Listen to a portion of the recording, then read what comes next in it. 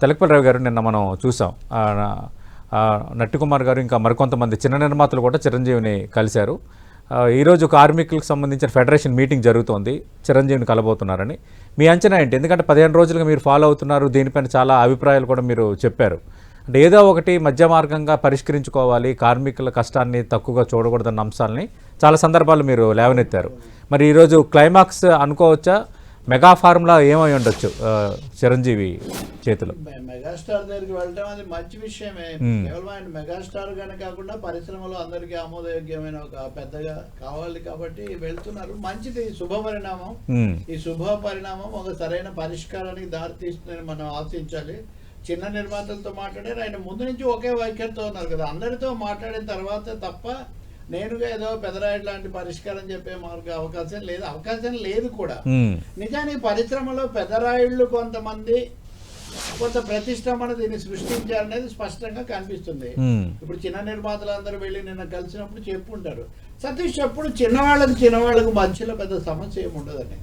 ఇక్కడ పరోక్ష పద్ధతిలో చిన్నవాళ్ళని ముందు పెట్టి వాళ్ళ తరఫున కొంతమంది మాట్లాడుతున్నారు తప్ప వాళ్ళే అందరికీ ప్రతినిధులు అన్నది కూడా ప్రశ్నార్థకమే. 13 కోట్ల బకాయిలు పని వాళ్ళకు పెట్టి నిజానికి పరిశ్రమలో ఒకవైపున 100 కోట్లతో తీస్తామనుకుంటే ఈ 13 కోట్ల బకాయిలు పెట్టడం అనేది ఏ విధమైన ఎవరు ఊహించిన అంశం. ఇది కార్మికులకు 13 కోట్ల బకాయిలు ఉంటారనేది మామూలు ఊహకు అందే అంశం కాదు. కారణాలు ఏంటి అనేవి ఎలా ఉన్నా కానీ అప్పుడు తప్పకుండా చిరంజీవి చొరవ తీసుకోవడాన్ని మనం అభినందిస్తూ ఆయన దీన్ని సహేతుక పరిష్కారం, ఎందుకంటే పెద్ద వాళ్ళ ఇంట్లోనే చాలా కాంపౌండ్ లో పెద్ద 7 మంది హీరోలు ఉన్నారు, పెద్ద హీరోలు నిర్మాతలు కూడా వాళ్ళు. కాబట్టి ఇరుపక్షాల అంశాలు తెలిసిన వ్యక్తిగా దీన్ని పరిష్కారం చూస్తే చాలా మంచిది. నేను చూసినంతలో కార్మికులు పట్టువిడుపులు ప్రదర్శించారు. చిన్న నిర్మాతల కొంతమంది తోడ్పాటు ఇవ్వడానికి కూడా సిద్ధంగా ఉన్నామని కూడా వాళ్ళు చెప్పారు. అవును, నోరు పారేసుకున్నది, సమస్యను జటిలం చేసింది పెద్ద నిర్మాతలు. అందులో ఒకరిద్దరు ప్రత్యేకించి పేర్లు చెప్పడం అనవసరం, కానీ సాయంత్రం ఇది పరిష్కారం అయితే చాలా సంతోషం. ఇప్పుడు ఫెడరేషన్ వాళ్ళు కూర్చున్నప్పుడు అలాంటి ఒకటైతే నిజమండి, కార్మికులు ఎప్పుడు పరిష్కారమే కోరుకుంటారు కానీ వాళ్ళ జీవితం కదా, అంతే సార్, జీవితం ఆధారపడి ఉంది దానిపైన, బతుకు తెరుగుతో ఆధారపడి ఉంది. చిన్న నిర్మాతలు అంటారు ఆలస్యమైన కొద్దీ వాళ్ళు ఎక్కువ భారం మోయాల్సి వస్తుంది. కాబట్టి పెద్దవాళ్ళు ఏళ్ల తరబడి సాగు తీసుకుంటారు. కాబట్టి నేను పూర్తిగా మనస్ఫూర్తిగా కోరుకుంటున్నా పరిష్కారం కావాలని. దీన్ని చెడగొట్టే వాళ్ళ పట్ల కూడా ఇరుపక్షాలు కూడా చిరంజీవి కూడా అప్రమత్తంగా సూటిగా ఉండాలి. ఇంకా మొహమాటానికి వెళ్ళడం కంటే పరిష్కారం వైపు వెళ్ళడం చాలా కుదరాలనే మనం కోరుకుందాం, కుదురుతుందని కూడా ఆశిస్తున్నాను నేను. అంటే తెలకపల్లి రావు గారు వాళ్ళు ఒక మెట్టు ఎక్కాలి, వీళ్ళు ఒక మెట్టు దిగాలి. అంటే ఒక మెట్టు ఒకరు ఎక్కితే ఒక దిగితే దూరం పెరుగుతుంది, ఇద్దరు మెట్టు దిగాలి అనేది. మరి మీ ఆలోచన ఏంటి? ఉద్దేశం వాళ్ళు పెట్టిన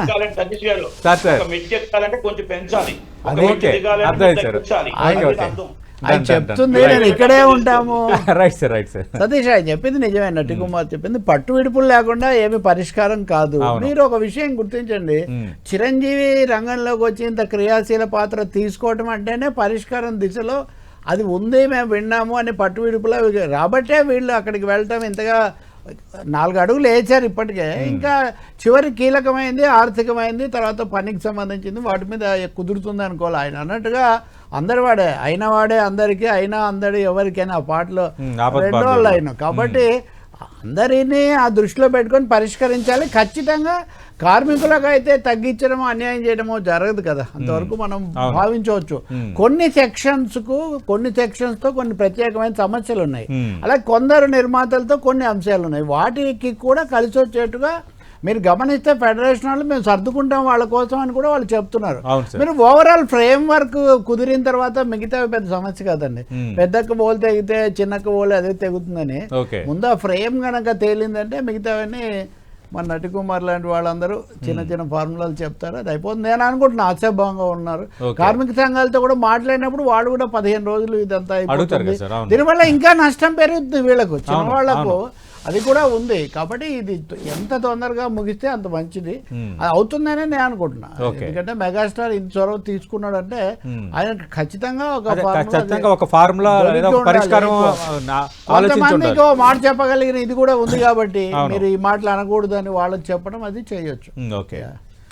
అంటే తెలపల్లి రావు గారు ఇప్పుడు నట్టుకొమ్మల గారు చెప్తున్నారు అంటే చిరంజీవి కుమార్తె ఆమె కాస్ట్యూమ్ డిజైనర్గా కొన్ని సినిమాలకు చేశారు, ఇప్పుడు విశ్వంబర సినిమా నిర్మాతలకు కూడా ఉన్నారు, అలాగే చాలా సినిమాలకి సహ నిర్మాత అనిల్ రావుపూడి సినిమా కూడా నిర్మాతగా ఉన్నారు. అంటే నాకు మా అమ్మాయి రంగంలో దిగితే కానీ నాకు అర్థం కాలేదు ఖర్చు ఎక్కడ వేస్టేజ్ అవుతుందన్న దానిపైన నేనే మొదలు పెడతానని చిరంజీవి అన్నారు. అంటే కార్మికులకి కొంత పెంచడం, ఈ ఖర్చులు తగ్గించుకోవటం, అంటే రెండు అప్పుడు బ్యాలెన్స్ అవుతాయన్నది చిరంజీవి ఆలోచనగా ఉంది.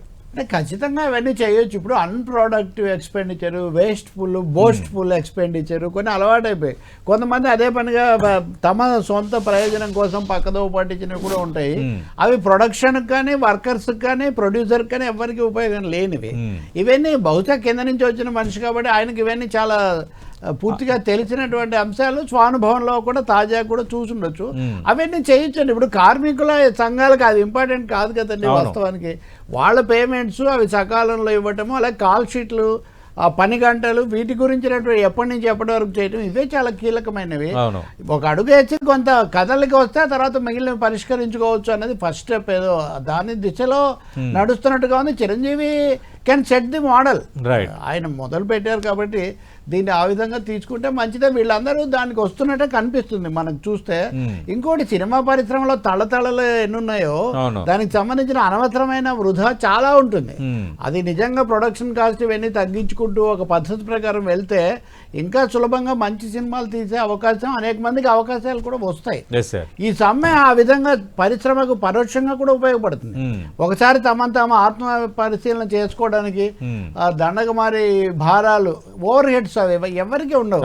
అవి ఎక్కడ జమా ఖర్చులు కూడా కనపడని విధంగా బోల్డ్ అయిపోతుంటుంది. అవి చెల్లించినా కానీ సరిపోతుంది. తప్పని మంచి ఆలోచన అది.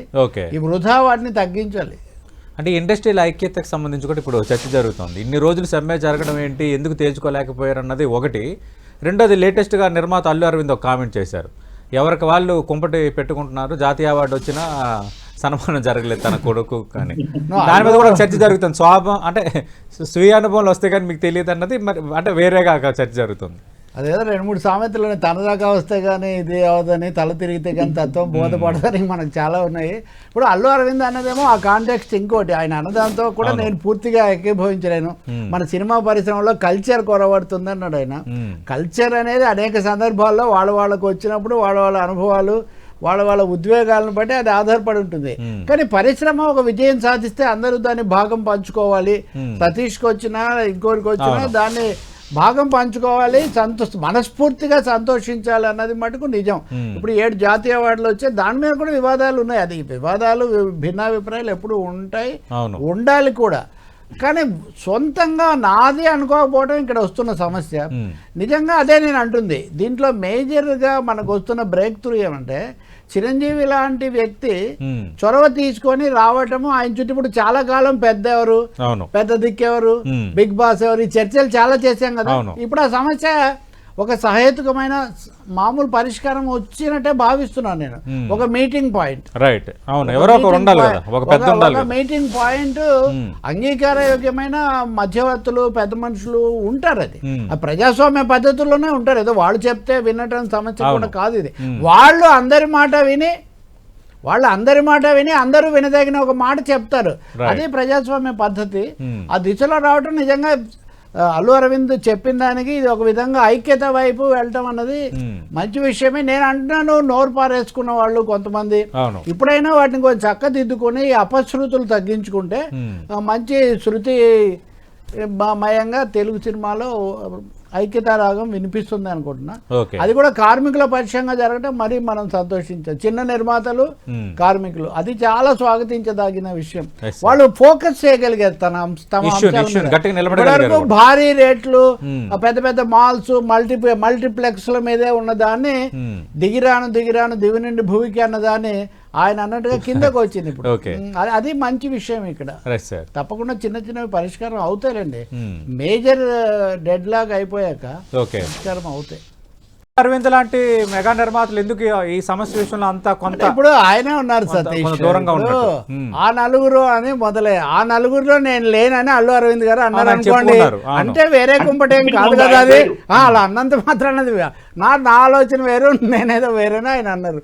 కాబట్టి రకరకాల చిన్న సమస్యలు, వ్యాపార సమస్యలు ఉంటాయి, వ్యక్తిగత సమస్యలు ఉంటాయి. వాటిని పెంచుకొని పరిశ్రమ కల్చర్ లేదు, పరిశ్రమ కల్చర్ లేదు అంటాం సరికాదు.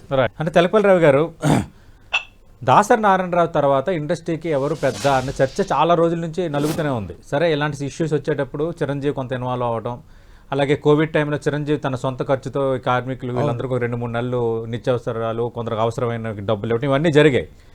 కానీ మురళీమోహన్ లాంటి వాళ్ళు చాలామంది అన్నారు, నాకు ఇచ్చిన ఇంటర్వ్యూలో కూడా ఆయన అన్నారు, ఇండస్ట్రీ పెద్దగా మీరు ఉండాలన్నప్పుడు ఆయన ఆసక్తి చూపలేదని. ఇక దీంతో ఫిక్స్ అయినట్టయినా ఈ సమస్యకి మళ్ళీ చిరంజీవి ఇన్వాల్వ్ అవుతాయి కానీ అది ఒక పరిష్కారం కావట్లేదు. ఇక ఇండస్ట్రీ పెద్ద చిరంజీవేనా? చిరంజీవి సెంట్రల్ పాయింట్ గా మళ్ళీ ఎమర్జ్ అయ్యారు. అందులో రెండో అభిప్రాయం ఏం లేదు. ఆయన ఐచ్ఛికంగా నాకు వద్దు, నేను పెద్ద బిడ్డగా ఉంటాను కానీ పెద్దగా ఉంటానని ఆయన అన్నారు. కానీ ఒకే ఒకరు తప్ప ఇంకెవరు చిరంజీవిని గురించి వేరే మాట్లాడింది లేదు. ఇంకోటి, మీకు భారత రాష్ట్రపతిగా కేఆర్ నారాయణన్ ఉన్నప్పుడు ఒక మాట అన్నాడు, పెద్ద కావాలి అంటే ఈయన అందరూ ఇష్టపూర్వకంగా గౌరవంగా పెట్టుకునే పెద్ద తప్ప పాతకాలపు పంచాయతీల్లో ఉన్నటువంటి పెత్తందారి పెద్ద కాదు, ఒక ప్రజాస్వామికమైన ఆమోదయోగ్యమైన పెద్దరికం అదే ఆయనకు ఉంది. అందులో వేరే అభిప్రాయాలు ఏం లేవు, వేరే ఇతర విషయాలు ఎలా ఉన్నా. అందుకని ఆ దిశలో వెళ్ళటం చాలా మంచిది. సహేతుకంగా అందరి ప్రయోజనాలు ఆలోచించేటటువంటి పెద్దరికం పరిశ్రమకు చాలా అవసరం. అందులో పెద్దగా పరిశ్రమ తయారవుతున్న కొద్దీ ఆ పెద్దవాళ్ళని దారికి తేవడానికి ఇంకా పెద్దవాళ్ళు కావాలి కదా. కాబట్టి ఇప్పుడు మొన్న ఆయన ఎవరో ఇంటర్వ్యూలు ఇస్తున్నాడు అదే పనిగా, కొంచెం రెచ్చగొట్టే విధంగా. అది సరికాదని చెప్పడానికి ఒక మెగాస్టార్ కావాల్సిందే కదా, చిన్నవాళ్ళతో ఏం సమస్య ఉండదు. ఇంకోటి కూడా చెప్తున్నా, రాజకీయ అంశాలు వ్యక్తిగత అంశాలు కలగాపులగం చేసి, ఇప్పుడు అనంతపూర్ లో ఎన్టీఆర్ సినిమా మీద సమస్య వచ్చింది అనుకోండి, ఆ ఎమ్మెల్యేకి పార్టీకి సినిమాకి ఏంటంటే సంబంధం, అది అక్కడ దాకా పోకూడదు కదా. కాబట్టి ఏది ఎక్కడ ఎంతవరకు ఉండాలి, సినిమా సినిమాగా ఉండాలి, ప్రొడక్షన్ డిస్ట్రిబ్యూషన్, అది ఎగ్జిబిషన్, అది వేరే అంశం. కాబట్టి కలగాపులగా చేసి వివాదాలు పెంచుకునే ధోరణి నుంచి బయటకు వచ్చి ఆయన అన్నట్టుగా అందరికీ మంచి, ముఖ్యంగా కార్మికులు, చిన్నవాళ్ళు, పరిశ్రమను సంతృప్తి పరచాలి. అవసరం అయితే పెద్దవాళ్ళు కొంచెం భరించాలి.